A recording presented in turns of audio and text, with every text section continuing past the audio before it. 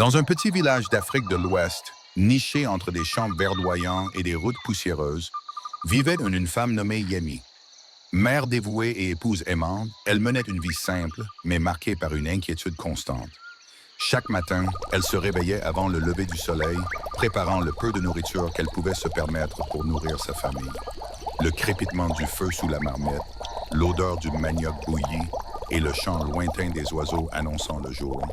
Tout cela aurait pu être apaisant, mais dans l'esprit de Yemi, une tempête grondait. Elle s'assit un instant sur un tabouret en bois, essuya son front perlé de sueur et fixa le potage qu'elle remuait machinalement.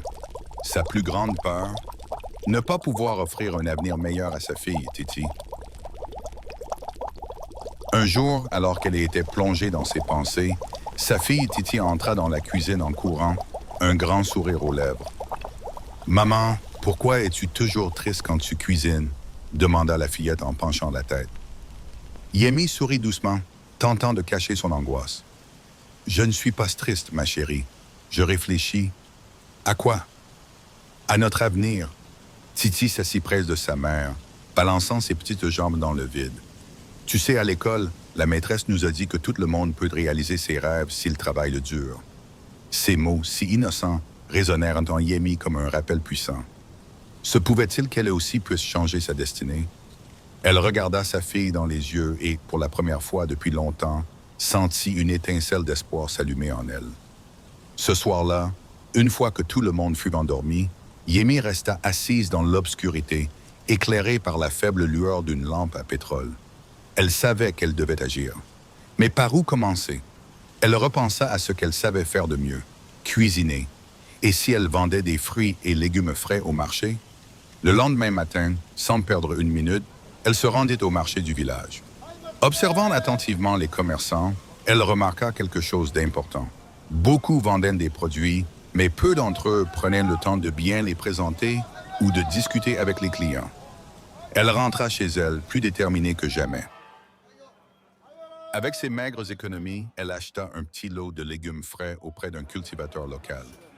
Elle nettoya chaque produit avec soin, les disposa joliment dans des paniers en osier et s'installa à un coin stratégique du marché. Au début, les passants la regardaient avec curiosité. Certaines hésitaient, d'autres passaient leur chemin. Mais Yemi ne se laissa pas décourager. « Bonjour, madame. Vous cherchez des tomates bien mûres. Elles sont récoltées ce matin. » Petit à petit, les clients commencèrent à s'arrêter. Ils remarquèrent la qualité de ses produits et surtout son accueil chaleureux. Une femme âgée s'approcha et prit un panier de légumes. « Vous avez un beau sourire, ma fille. Cela fait plaisir de voir quelqu'un qui aime son métier. » Ces mots encouragèrent Yemi encore plus. Les défis et les leçons. Les premiers mois furent difficiles. Certains jours, elle rentrait chez elle sans avoir vendu grand-chose. D'autres fois, elle devait négocier dur avec les fournisseurs pour obtenir de meilleurs prix. Mais chaque soir, elle s'assoyait avec Titi et lui racontait ce qu'elle avait appris. Aujourd'hui, j'ai compris que les clients aiment qu'on leur parle avec gentillesse. Aujourd'hui, j'ai vu qu'il faut toujours bien organiser son étal pour attirer plus de monde. Titi l'écoutait avec admiration. « Maman, je suis fier de toi. » Ces mots étaient la plus grande des récompenses.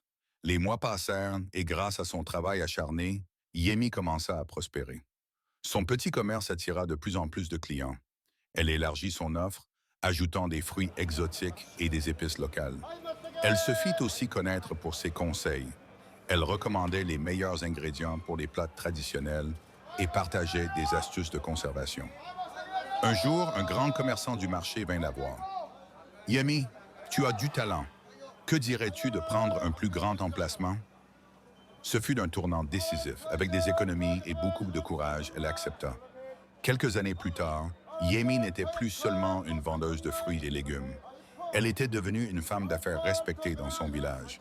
Elle engagea des jeunes du quartier pour l'aider et transmet son savoir à d'autres femmes désireuses de se lancer dans le commerce.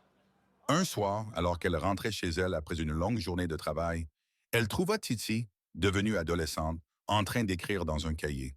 « Que fais-tu, ma chérie? »« J'écris une histoire, maman. L'histoire d'une femme qui n'a jamais abandonné ses rêves et qui a changé son destin. » Yemi sentit une larme rouler sur sa joue. Elle regarda le ciel étoilé et sourit. Elle l'avait fait. L'histoire de Yami est celle de nombreuses femmes à travers le monde.